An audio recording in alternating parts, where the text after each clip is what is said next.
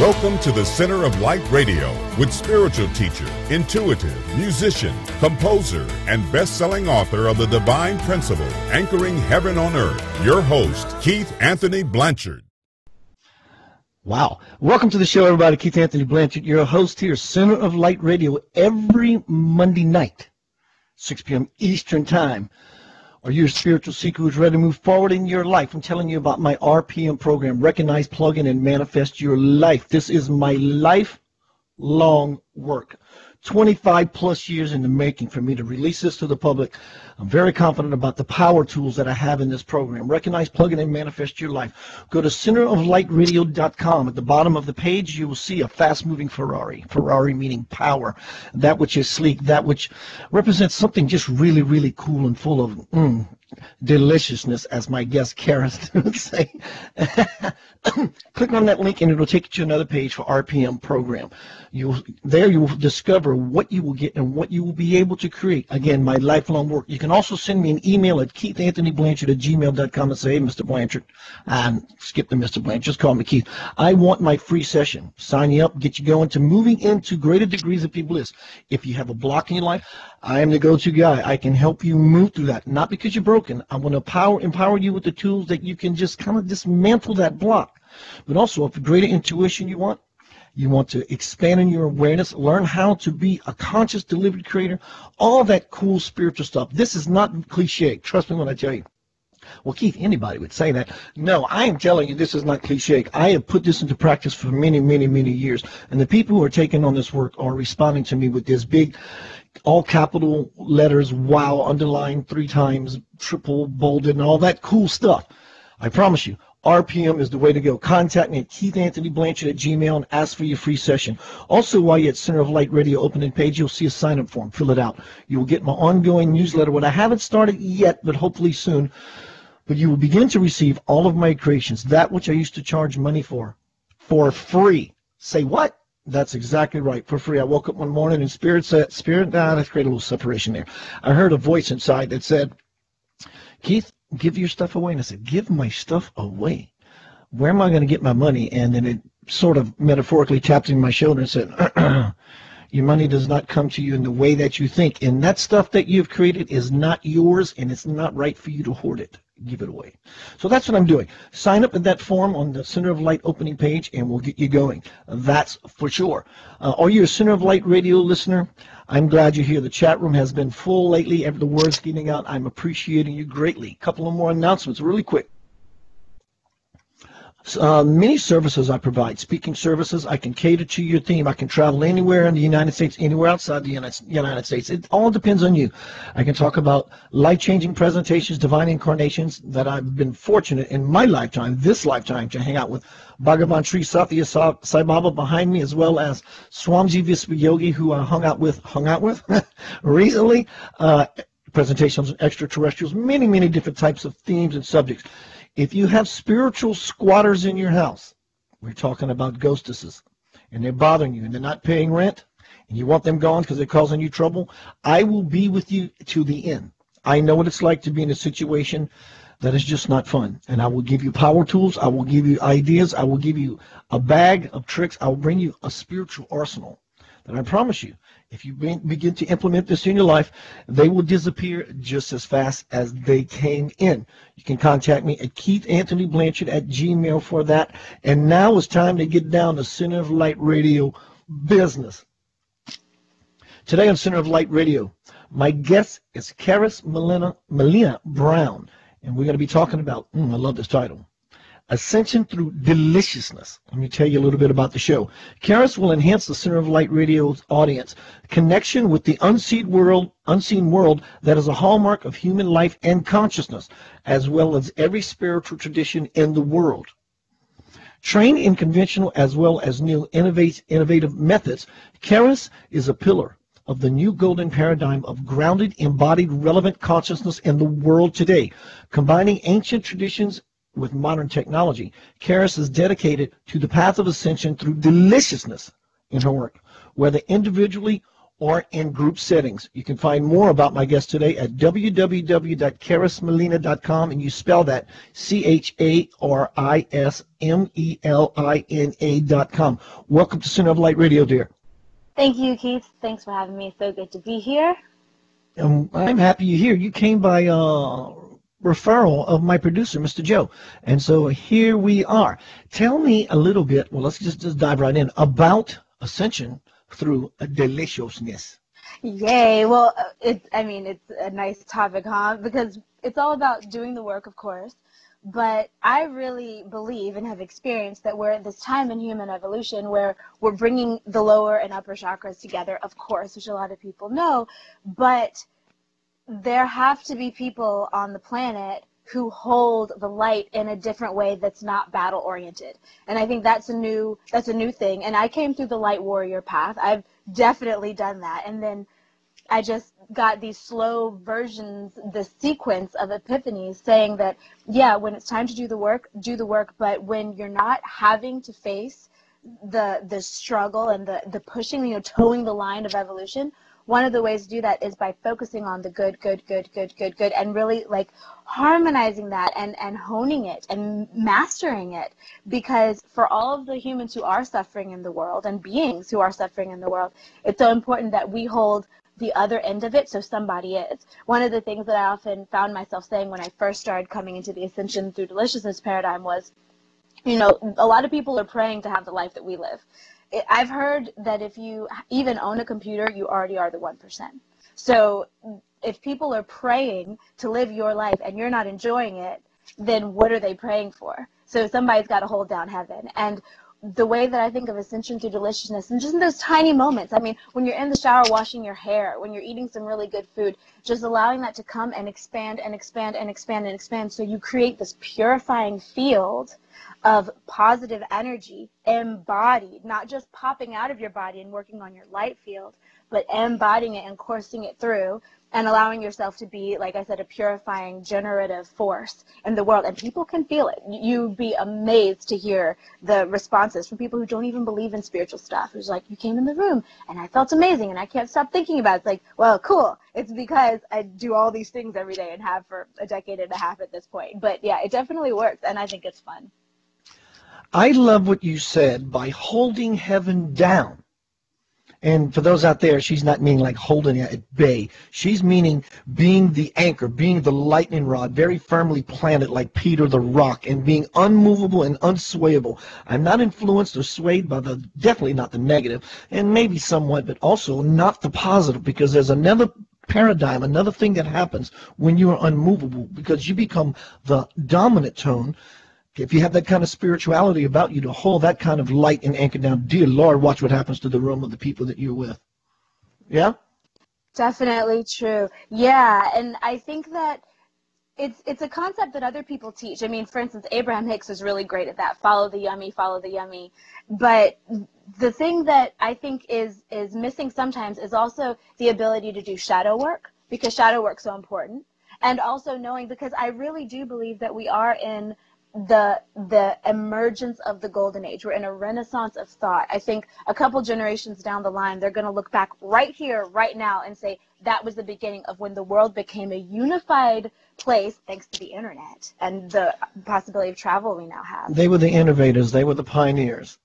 You and me, and all people around, lots of people around the world are the like. Yeah, love it. Yeah, love it. And if we've been blessed enough to be in a situation where you can, then I think you have to. It's your responsibility to. If you have been born in a world where you're not starving and where there's not disease all around you and where there's not war all around you and where you have enough, then I think it's our responsibility to shine that and to be proud of it. I think a lot of especially light workers feel bad that they're not in more difficult times and it's hard for them to enjoy it. But I think, and I think this is kind of revolutionary too, from what other people are sometimes saying, is that it's your responsibility to say, no, I have to anchor this and I have to shine it, because that's how we create these generative fields that lets more people come and magnetize toward it, and that's how you can heal the world too.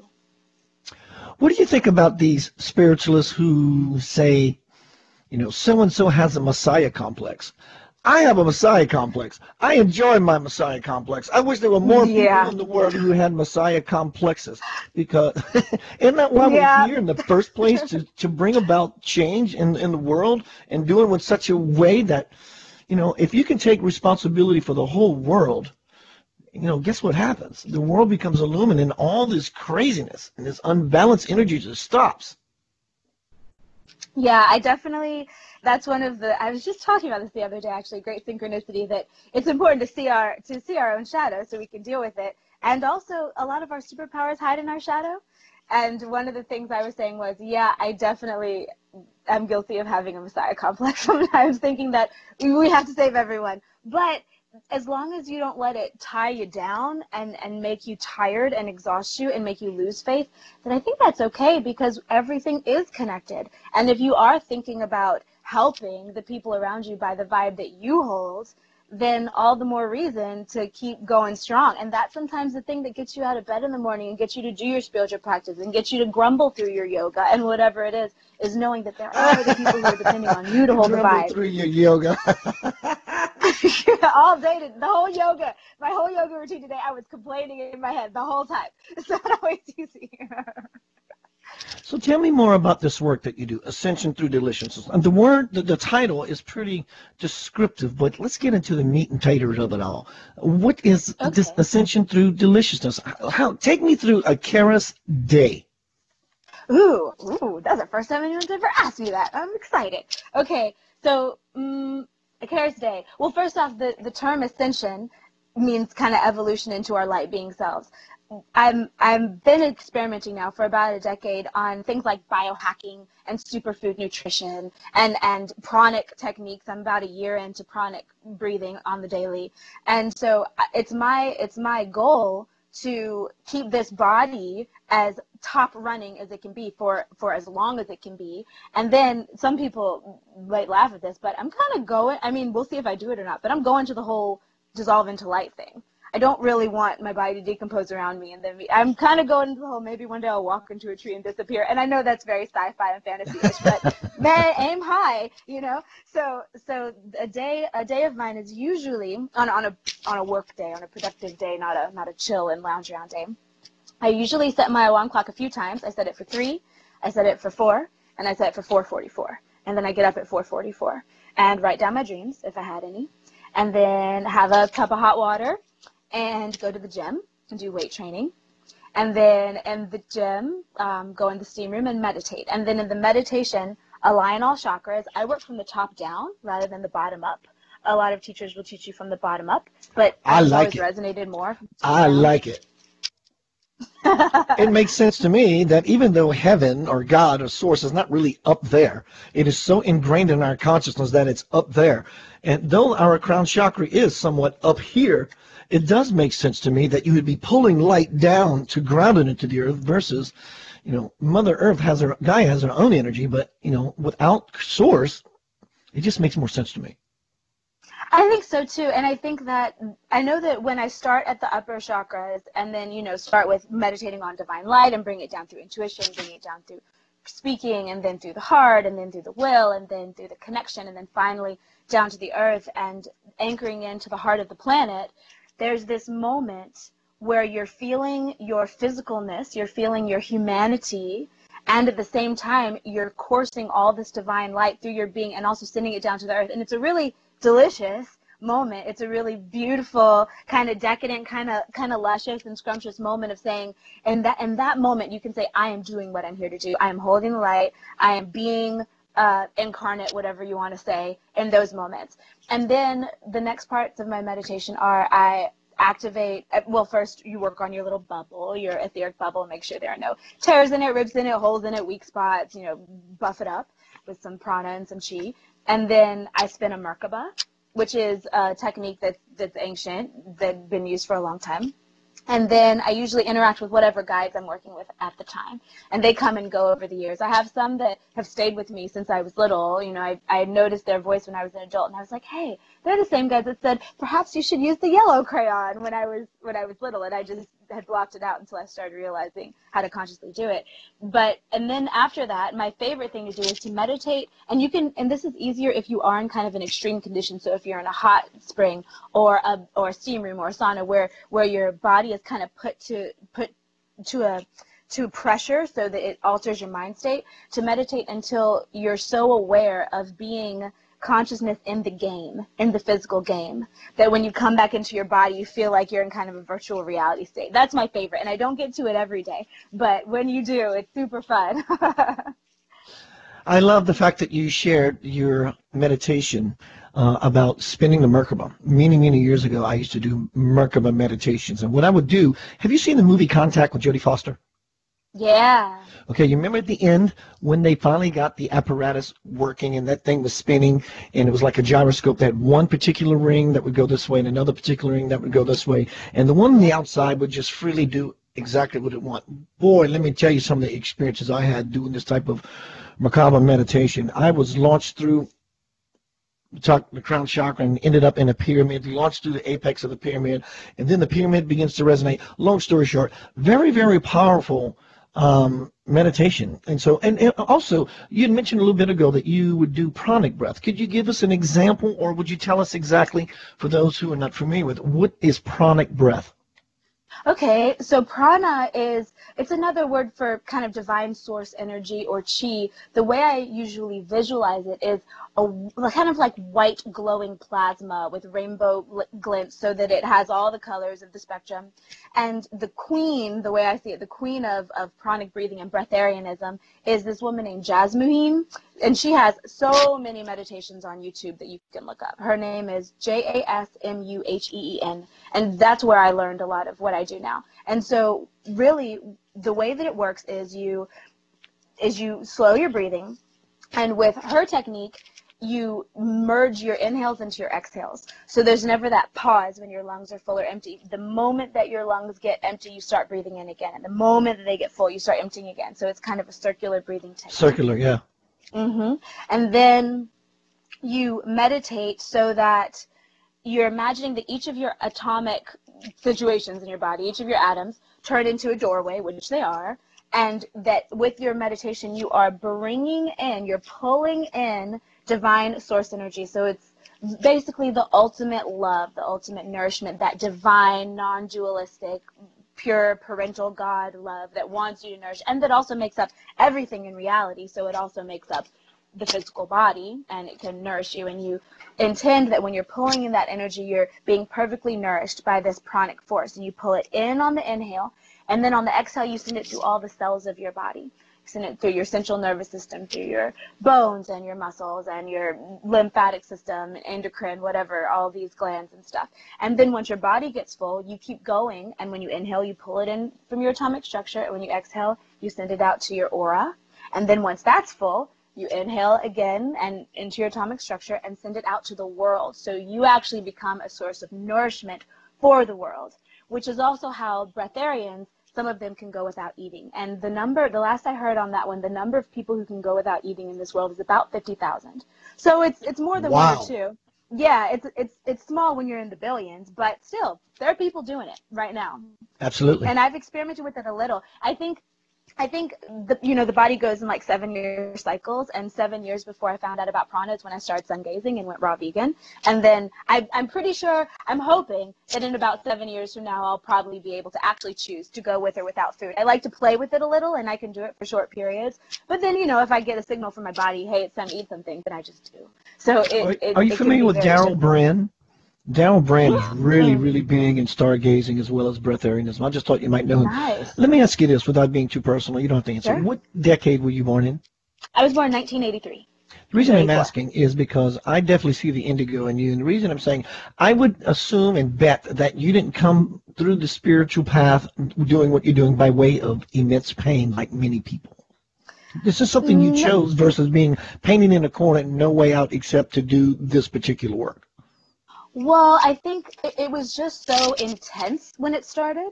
So it wasn't brought about by some big tragedy, but I didn't believe in any of it, and I did think I was losing my damn mind. I thought I was going crazy. And then I seriously did. And then I had a bunch of validation and synchronicity and stuff come from the outside world that made me realize that I wasn't imagining it, which thank goodness. And I've even been giving thanks in the recent years, so that thank goodness I wasn't born into a family that was afraid of it, that would commit me, stuff like that, so that I've had this time to figure out how it works and how to use it, and not constantly fighting with the people around me saying, no, it's real, because they've all had enough of their own experiences. And it kind of runs in my family subtly that they say, okay, that's fine. And also I've been proven right so many times by the world around that they know, okay, well, I'm not delusional and I'm not making things up, and it's just a specialization like any specialization, just a little bit more rare than some. Some people ask me all the time, and Keith, how do you know you're right? And I say, well, first of all, understand it's not an arrogance. It's not an arrogance. I'm right in the sense that you will know them by the fruit that they bear. So if I'm looking for a life of bliss, effortless ease, and you're looking for a life of bliss and effortless ease, it's right in the sense that if you want to be like those before you, you do the things like those before you do. And so it's right, as you were saying, the validation of the outside world. A lot of spirit, I said this the other night, dear Lord, on a burst of light live on my wall. I do these live bursts often, this live video feed. And I said this the other night, that a lot of spiritualists think that, you know, stay away from the outside. It's all about the inside. It's all about the inside. Look, I'm going to say it right here right now. I like having a good time, and that outside world provides me with a whole bunch of fun. But actually, that's only half of the coin, because the inside and the outside is the whole pie. Because the outside universe is reflective, and it validates to us where we are in the process. Would you agree with that statement, dear? Absolutely, absolutely. This world is a reflection of who we are, and it's a reflection of what we're doing. So I think if you do the work, and the main thing is noticing those bright moments, because everyone has them, but also with the way that we've been taught spirituality is, and the traditions that have had us for hundreds of years now, we're taught to not pay attention to the good things. We're taught that the only way we're virtuous is if we're struggling, is if we're not having enough. The only way we know that we're giving enough to other people is if we don't ever have enough. And I think that was true for a while, sure. This earth has been through many ages, but I think that right now we're on the cusp of saying, no, we give from the overflow. We fill ourselves and then give what overflows. And then it's a better code anyway. That's one of the reasons. I mean, I do teach people to do this. I have a class up right now called The Art of the Mystic, which is kind of how to embrace the mystical side of yourself, and a bunch of little techniques and practices and stuff. But we are living in a new time now where things are easier for many of us, and we might as well use it, because I think that's the job. I think that's the assignment. Yeah, a lot of our parents say, work hard and you'll have everything you need. You know, and I was instilled with that, and thank God I've broken through and gotten rid of those residual. Well, I'd say they might still, no, I'm not going to affirm that. I've broken through those residual energies. I'm done with that. Done. But I agree with you. You know, things are moving at such a pace now in this time that we're living in. For most people, for a lot of people, things are getting really, really easy. And for others, things are getting really, really hard. Yeah, and embracing your path is a big part of it. And one thing, and this is a big part of the Ascension Through Deliciousness thing too, because, you know, we're here to experience the full spectrum of emotion. We're not here to just be happy all the time. And I'm fully confident in saying that at the end of your life, wherever you go, when they're doing that highlights reel of what you experience, and you're there with your little counsel saying, okay, how to do, what's going on, the times that make the highlights reel of your life, those important times, are not always when you were gleeful. Sometimes it's when you were dissolving on the floor, the deep feeling and the embodiment of the intensity. And so what I often tell people when things are going hard, I mean, we have a supermoon eclipse going on day after tomorrow. So a lot of people are having the feels right now. And so what I say is, if you don't feel amazing, if it's not that you're feeling good, if you're going through hard stuff, then you revel in the feeling, the feeling of having that emotion, not the emotion itself, because the emotion itself might be cranky and crusty and grindy, but the fact that you can feel that much is beautiful in itself. And then if you can get into that and be like, okay, you know, like the beautiful tragedies that Shakespeare wrote and all that kind of stuff. It's a whole art form. So you can enjoy it in those moments as best you can. And then before you know it, you're back around again to the positive end. And you can dive into that more often too, knowing you've worked for it. Charis, we're on cosmic time. The first half hour of this show flew by like it was nothing. We're at the bottom of the hour. Would you give out your contact information, your website, Facebook pages, anything you want our listening audience to know more about you and how they can find out what you're doing and get a hold of you? Sure, yeah. Well, my website is charismelina.com. CharisMelina.com. My Facebook, they can find me at Charis Melina Brown. Brown's my last name, and I use all three in my Facebook. I do a lot on Instagram, too. That's one of my favorites lately, and there are these little stories you can do that only store for about 24 hours. So you see a lot of little weird things in my life. I usually will pull a card of the day and stuff like that, and that's my name there is Charis Melina on Instagram. And I have a YouTube channel, too. And all those other places, my website will link to the YouTube channel. So, yeah, and I put out YouTube videos every so often. But at this point, I have several hundred up. I mean, there are hours and hours and hours of content up there. So people can kind of dive down those rabbit holes if they want. I've gone through various ones over the course of the years I've been doing YouTube. I love just before the break of you announcing how people can find you is you were talking about feeling. Something transpired with me many years ago, 1998 to be exact, about 8 o'clock in the morning. I was waking out of my sleep with this little pain in my side, and I decided, well, Keith, just roll over and it's going to go away. Boy, when I rolled over, I was wrong. It engaged fully, and it was a kidney stone. Oh, dear Lord, let me tell you how bad that was. So after a few weeks of having these many hours bouts of just excruciating pain, I went to the doctor. Finally, he said, yes, Mr. Blanchard, you have a kidney stone. Go back home. They gave me some Percocet, the Dilaudid, or whatever it is they gave me that did not work. And so I'm laying in my bed. And this is when I first started my spiritual walk. And I knew enough to start practicing some things my mentor told me. And I'm laying on the bed while this kidney stone is just ripping me apart. So instead of going into, oh, my God, resistance, resistance, resistance, please go away, I decided to let it be. I just let it happen. And I let go into it far enough to where I just let it be. And I realized in that moment, I am the one that is equating pain to suffering and suffering to death, and death being the end. And when I came to this realization, it stopped. I mean, this wasn't just like an aha moment. This was a serious aha moment, so much so it dissolved the stone, and I never used a screen. I used a screen, but I never found one. The point is, me saying this is because something you said right before the break, which is when you find yourself in a situation of very intense feeling, you know, something really got you, and it got you good, and it's holding on, and it can hold on to you very tight depending on what you do with it in the moment, is not label your feeling as if, oh my God, this is bad, oh my God, this is this, oh my God, this is that, because when you do, it begins to stick. What you tell yourself is, this is just intense feeling. That's all it is. It's just feeling, and it gets the negative spin completely off of it totally, and it won't have anything to be able to stick. What are your thoughts about that? I think that is absolutely right. There's an energy healing technique that I learned a few years ago, and it's one of those that I'll forget and then remember and then forget and then remember. You know how that kind of stuff is. But it's when, so say you get a paper cut on your finger. You know, paper cuts are an example of those tiny little things that can make your whole day different because the pain is so weirdly bad, even though it's a tiny little cut. But it's a good example because it's a pinpoint of pain. Or like you break a finger or a toe, or even something internal, whatever, right? There's a spot that is hurting on your body. What we normally do, especially those listeners and watchers who are familiar with energy work, what our chi, what our life force usually does is pulls back from the edge of the pain, because it's like, oh, I don't want to experience that, and you kind of try to pull back from it. And so the different thing to do is, rather than pull back from the edge of the pain, this works with headaches too, by the way, really well, is you go into it. Because you think, the natural thought is that if I go into it more, it's going to hurt worse. But actually what happens is, if you go into it and you go past the edge of it and try to find the center of it, try to find the seed of it, the gem of it, first it'll often move around a little bit. You'll think it's here, and then it'll move over there, you'll go over there, you'll go over there.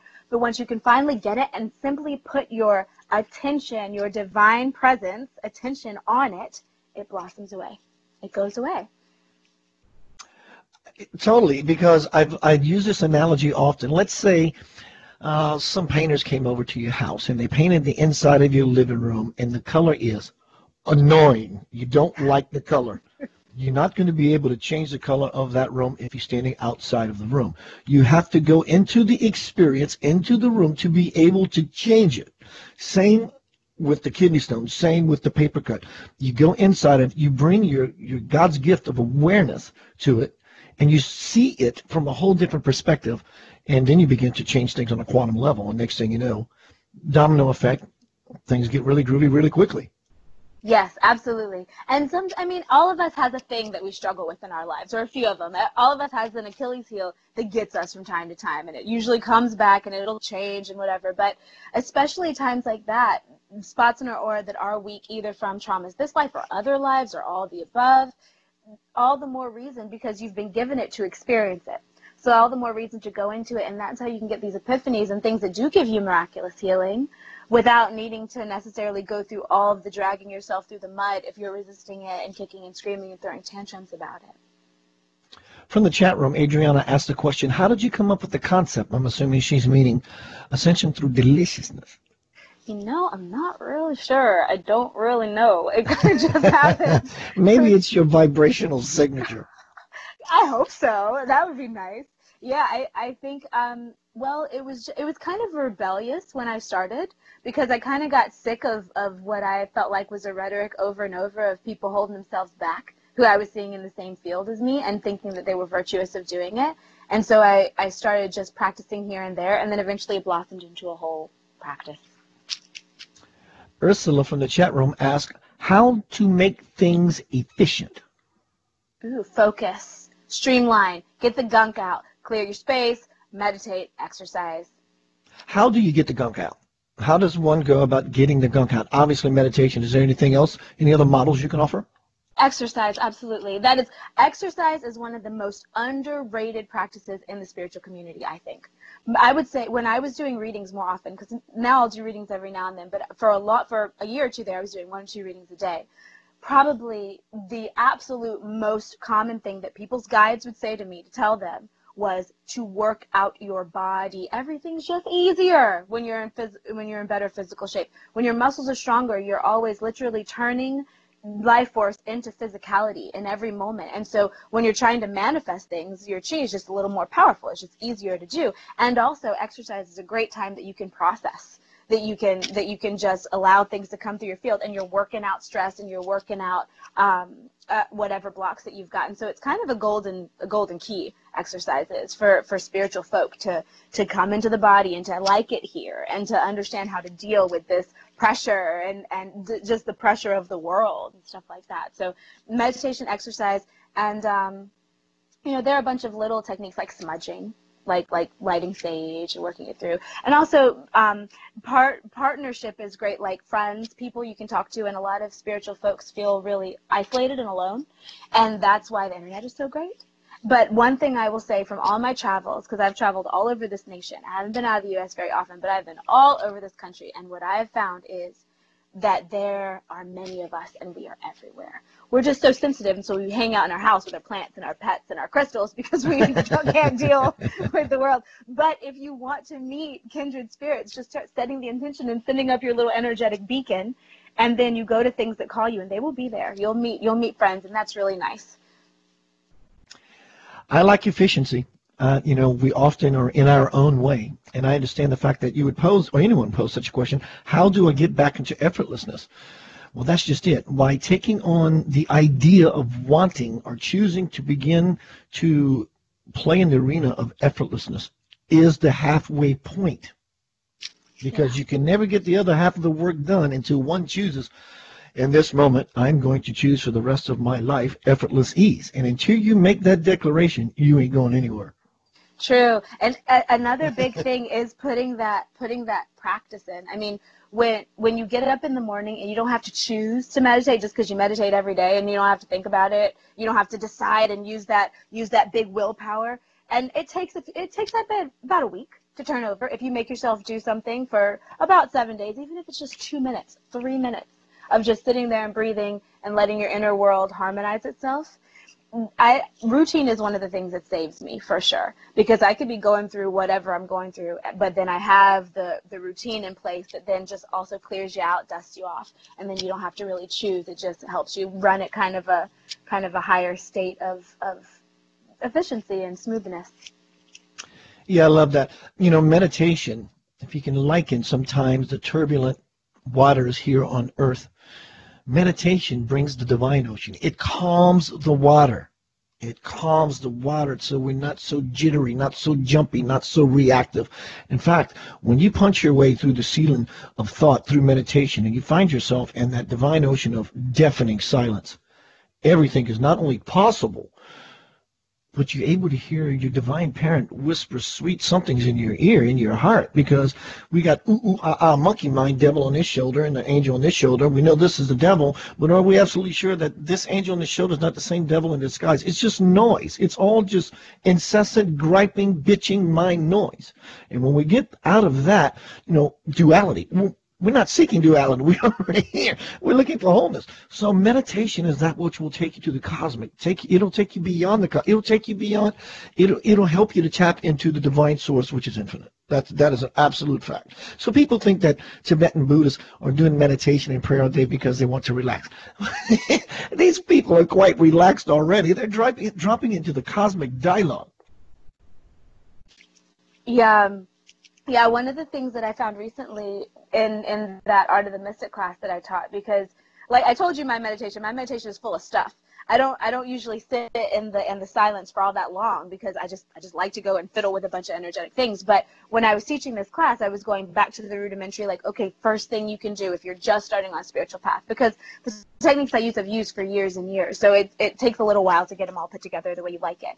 But what you can absolutely do first day is set your alarm on your phone. Put your phone on airplane mode first, then set your alarm on your phone for 2 minutes, and just sit there and breathe for 2 minutes and try to listen to the space between the thoughts and behind the thoughts. Try to stretch out that time between your thoughts as much as you can. And I hadn't done that in a long time, because it's just been a while since I had. And what I found, but I was making myself do it because I was making my students do it, and that was fair to stay on track with them.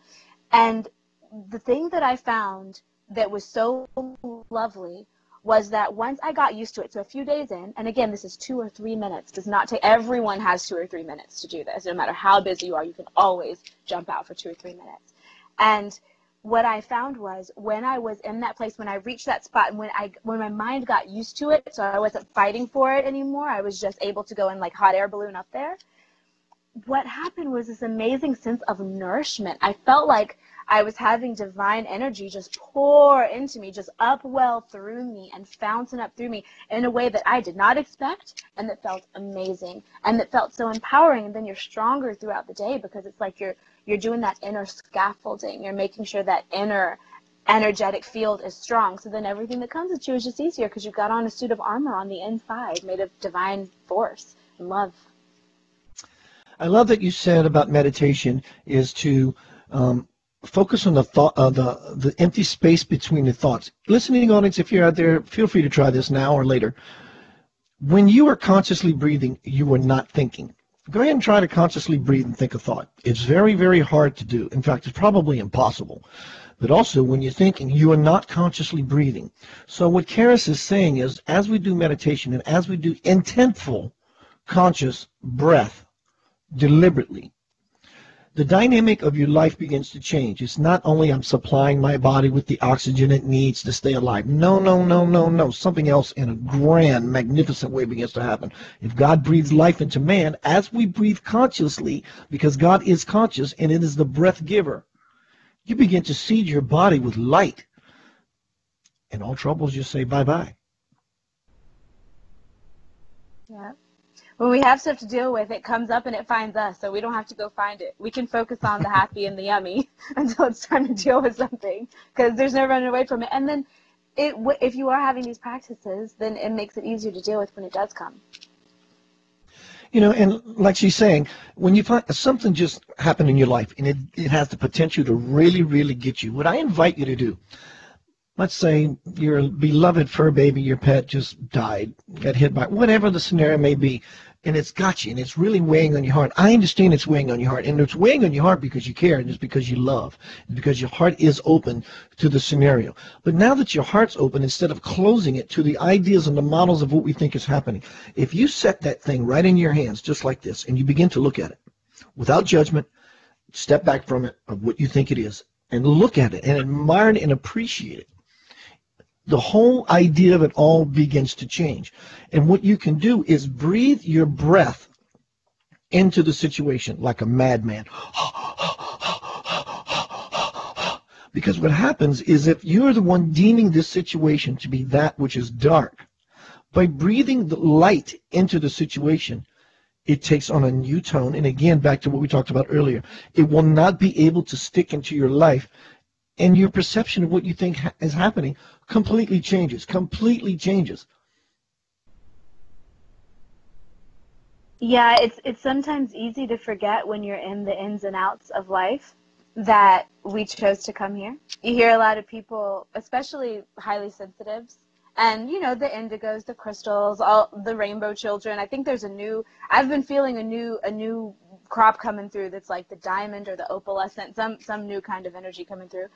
And there's this song that's been sung that I think is just incorrect. I think it's just a misunderstanding, that I didn't want to come here. Well, why did I have to come here? Oh, no. We were chomping at the bit to come here. We all wanted to come here because this is the party. This is where it's at.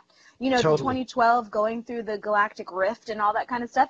We were alive for that. And now it's comparatively supposed to be smooth sailing from here because we were farthest away we could get from divine source, and now we're going back in. And so I have found huge differences. And again, I really believe that my little warrior self, the part of me that does like to get up in there, believes that it's our responsibility to shine. If we have the opportunity to shine, we have to shine, because if not, we're not giving credit to our Creator. I totally agree. There is new children coming in all the time. And reading a lot of books, and I've spoke to many people. And you can't see it right now. There's a picture of an avatar behind me by the name of Satya Sai Baba. He says that that's why we should not take this human life for granted, that there are souls waiting in a cosmic queue, a cosmic line to be born on Earth to participate in the human dynamic and dance. And that there is no other being throughout the entire universe and or omniverses that can aspire to God except human, but other beings throughout the universe can aspire to humanhood, and that's that cosmic queue that I'm telling you about. Everyone is anxiously waiting in line to get here. Cool. Yeah, I have a Sai Baba story. He let that ash fall from his hands. That magic ash would just fall from his hands. And when I was first learning Reiki, when I was first having my spiritual awakening, about at this point, how long ago was that? Maybe 16 years or so, 15, 16. My Reiki teacher, I didn't know what I believed in. I didn't necessarily believe in anything. I had no idea. But during my attunement, yes, that's it. She took some ash and she usually puts it on the third eye, but she said that I was too sensitive. She's like, I'm not going to. So she put it on my palms during the attunement. And this is me who, again, I didn't know energy work at the time. I didn't understand anything, but I felt like there were holes being burned through my palms. And it wasn't painful, but it was intense. And later I asked her what the heck that was, and she said it was just my chakras opening, my palm chakras opening. But I remember at the time, the Sai Baba ashes were one of those things that made it so real for me when I wasn't sure what I believed. Sometimes you need that reality experience you can feel in your body and you can't deny. And that was one. When your palm chakra opened up, did you hear a pop? No, but there was a lot going on, so I don't know. And it was slow. It was like a slow open. It wasn't like a boom. It probably took a couple minutes to kind of expand open. So you're like this modern day mystic. I love it. So do you have lots of mystical experiences in the sense of everything is mystical, but in the sense of the word that we know it to be mystical, like when you lay down and go to sleep at night, or do you find yourself in some, dear Lord, dimension where the streets are made of gold and angelic presence is everywhere? And all the time. All the time. I knew it. And the nice thing about honing it is that that now I can kind of do it on call. But in the beginning, part of my life path has been figuring out how to do this. I mean, I wasn't my path to jump over to an ashram or to go, but I've studied a bunch of different paths throughout my time. But one of the things that I've often said is, in the olden days, someone like me would have just been sent to one of the temples to live. You know, I remember being Lady of the Lake. I remember being the Oracle at Delphi. You know, like all those things. You would just go live in a goddess temple and you would understand how to do this stuff. But now they don't exist the way they did. But I do believe that in my long view is bringing them back to some extent. I do want to eventually do that because like I said, there are many of us. But at this point, yeah, and it's nice because sometimes unexpected stuff comes on, especially when I'm visiting a new area of the earth that I haven't been to before. A lot of times the land guardians will come to me, elementals will come to me. I can talk to angels whenever, you know, they're always around, so you can just call them in. Also ETs, I have big connections with them. And people who've died. It's not something that I usually do, and I have some really hilarious stories about that. I mean, I was staying in a hotel in Memphis that's Elvis themed, and Elvis totally came to me in my morning meditation, and I was shocked. And it's one of the, sometimes the weirdest stuff happens. You're like, okay, I don't really know what to do with that. I'm just gonna tuck it away in my brain and move on. But yeah, very mystical. And so, what were you doing in Memphis? Visiting relatives, just passing through? I was driving through. Yeah. Do you come this way much? Yeah, well, now that I'm anchored in Greenville a lot of the time, when I hop from Greenville through to Sedona and over to Los Angeles, which are some of my main grid spots, I often come through Memphis, depending on which road I'm taking. So that was one of the times that I came through. In the course of our dialogue, I can hear you, and I can hear you in many different levels. You are very well diverse. You're very well rounded in the spiritual arena. I mean, you know, you can go into any radio show and talk about elementals and fairies and angels, and then you can go and talk about UFOs and aliens, and you have a plethora on your plate, girl. That's really, really cool. Thank you. Actually. Thank you. It's one of those things where I kind of don't really have a choice, you know. It just comes, and I got to deal, and I have to figure it out. And mastery and grace and dignity are some things that I really respect in others and myself. You know, I often say if a grown-up starts throwing a temper tantrum, my respect for them starts going down a little, because I really respect dignity and I really respect grace. And so it's important for me when I get dumped into a new world. Like for instance, scary things happen sometimes, you know, sometimes there are unhappy spirits, like you were saying with the ghosts. I've definitely de-haunted people. I've definitely been around for some exorcisms and helped with some things. Sometimes it's scary, sometimes it's gnarly. And I feel like it's important to me to be able to handle my shit when that happens, to be able to be someone who's like, no, I got it. And in order to do that, you know, you got to work out to be strong. So that's why I feel like I've been through so many things, because when they come to me, I want to be able to deal. I don't want to run away. I want to be able to see, okay, and sometimes I can, in more recent years, I can handle it on my own. But in the beginning, I had mentors and cohorts and people that I would call and ask what to do. But now I feel like I've got my hand in enough pots that usually I can figure it out. Or I can call in a spirit guide that knows how to do it, and I can ask them. Yeah, it can be a little trying on you if you walk into a situation with some boogeymen there and you're not really sure what's going on. And I often, and I do this on purpose, I walk in very confident. Yes. Because that's the energy I want to portray when I'm walking into said experience, to impress whatever's in the house. I'm like, whoa, you know, I need to exit. And sometimes they just laugh at you and say, do you think so? I did this recently, a couple of months back. I went to South Louisiana to see my father. And someone contacted me and asked me to go into the house, and I did. And I went to the house, and as soon as I crossed the threshold of the bedroom, I can feel it. It was all over me like walking into a spider web, and it was icky, and it was sticky, and it wasn't fun, and it wasn't cool. I didn't really go into fear mode. I was just like, all right, Keith, better put your best hat on. So I did, and I did not notice where it was coming from until my way out of the room, and there was this old mirror made of wrought iron. And they got this from supposedly antique shop. Passed down. Oh, dear Lord, this thing was nasty. Your stuff. Smudge your stuff, people. Right. And so it can be trying. I mean, I don't know. I would probably, in fact, I probably would, because, one, I'm declaring this publicly, so I have no other choice now. If there was something in someone's house that was truly of a demonic nature, I would prepare myself, not to show off to see that I can do it, but it would be a challenge for me to walk through my fear, because I'm the type of guy that when I have a fear, I'm jumping off the high diving board headfirst into it. So again, like we talked about, I'll move into the situation so I can go in it to dissipate it.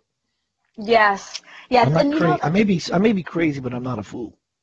I like that. Yeah, well, we're all crazy. So, yeah, shadow integration is something that really helped me work with the darker entities, because now, I mean, granted, it would be different if someone's like, hey, this thing is tormenting my kid, will you help me clear it? Which has happened before, but it's been a few years since I've done that kind of work. Now I feel like I work more with what is called the grid, like the land itself, the city, the town, the neighborhood, the nature, whatever it is. So it's kind of a different realm. And I had some very shadowy beings come to me a couple years ago who needed help. They needed help with what they were dealing with. And so that really kind of spun my whole little light warrior, I bash up things, on its head, because I had to examine and say, wait a minute, do I truly believe that all beings are deserving of love? Or do I believe that the ones that agree with me are deserving of love? And so then I started to, but you got to draw strong boundaries, because it's all about willpower. It's like, okay, no, I'll talk to you, but you can't take anything from me. I'm not giving you anything, but we can meet. And so now, so now usually when I meet a big scary thing, if I'm driving across the nation, some huge elemental comes up. And one thing I've learned with a lot of, especially shadow beings, like you take the fairy realm, there are beautiful, sweet little flower fairies. And then there are big, scary, like cave things live down there. And they might not mean any harm, but the way they say hi is roar, because that's their language. So, when I find them, usually now that, of course, we're each the hub of our own universe. No one's more powerful than you in your universe. You're the God point. So that's what I always come back to, is nothing's more strong than me. And also, I have a body. And so I already know how to generate matter better than whatever this thing is. But now they're no longer. That. Yeah, it's like, okay, leverage. So now when I meet something big and scary, usually it might give me a jolt, but then I'm like, oh, hey, you're cool. I'm like, well, how do you do what you do? This is how I do what I do. Check that out. Love it. I like, and I've learned so many cool things. And also it brings you, because one of the things that Shadow Being told me once that really gave me pause, because sometimes they'd say stuff and I could answer, and boom, got the answer. But once in a while, they would bring me back an argument that I had to think about for days. Like, wait a minute, you're right. Like, one of them said, you don't want to help us, you just want us to be like you. And I was like, wait, you might be right. Let me think about this. What can we keep from your paradigm that's cool, that's not this gnarly thing that you do that we don't want to keep? What can I respect and honor about you? And so one of the cool things that I learned about Shadow, it's still Ascension Through Deliciousness, because it's finding the stuff that you like. So the light represents goodness. I mean, it respects, rather, goodness and kindness and love. The shadow represents strength. Does not care if you're nice, does not care if you're kind. It cares if you are strong. So the thing I like to do is be strong and nice. Not nice because I want to be cool in a hierarchy, but nice because I like to be nice. It's more fun. So for me, so it's really interesting to deal with beings that might look scary, but just because something looks scary doesn't mean it is mean. So, and especially in the beginning, though, I would say don't necessarily experiment with this if you're not sure. This is something I've learned over a long time. Right. So if you're worried, just throw up your light bubble, ask angels to come in, ask Archangel Michael to come clear out whatever needs to be cleared out, et cetera, et cetera. But now that I know I can do that at any time, I feel a little safer having dialogue. And be like, okay, ooh, you got me. What you got? Charis, we're at the top of, I hate to cut you off, darling. We're at the top of a hard hour. We are like 1 minute away from sign off. Thank you very much for being an empowering guest here on Center of Light Radio. You are always welcome back here. Thank you so much. This has been so much fun. I'll be chatting with you soon. Take care. Everyone, right. Charis Melina, you can find more about her at CHARIS Melina, MELINA.com. Next week on Center of Light Radio, my guest is going to be Mr. Michael Murdad, and he is very powerful in the spiritual arena all around the world. I look forward to seeing you. Keith Anthony Blanchard, your host of Center of Light Radio, every Monday night, 6 p.m. Eastern Time. Peace, love, and always remember to stay planted into light.